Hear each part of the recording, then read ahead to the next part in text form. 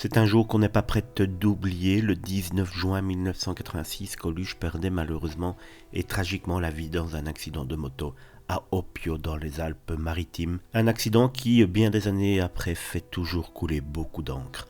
Le conducteur à l'origine du décès de l'humoriste a rendu son dernier souffle dans la nuit du mercredi 15 à jeudi 16 mai, comme l'a rapporté le quotidien Nice Matin. C'était en effet une disparition qui avait bouleversé la France entière. Le 19 juin 1986, Coluche perdait tragiquement la vie alors qu'il roulait à moto sur une départementale entre Cannes et Opio.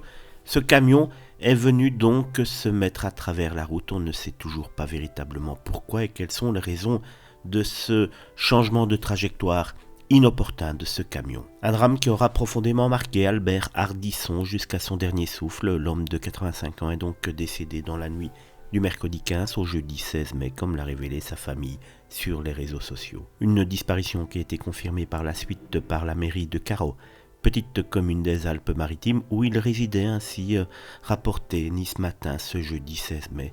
Depuis ce triste épisode, Albert Hardisson menait une vie en toute discrétion dans ce petit village où il le fouillait la presse et s'adonnait à sa passion, le jeu de boules, a indiqué le quotidien régional. Le jour de ce tragique accident, Albert Hardisson s'était exprimé au micro de France 3, Côte d'Azur. Auprès de nos confrères, le chauffeur expliquait s'être engagé sur la voie et assurait ne pas avoir vu Coluche avant de le percuter. Il a débouché, je l'ai vu quand il a tapé là. Qu'est-ce que vous voulez que je vous dise d'autre ? Il allait vite, très vite, avait-il lancé.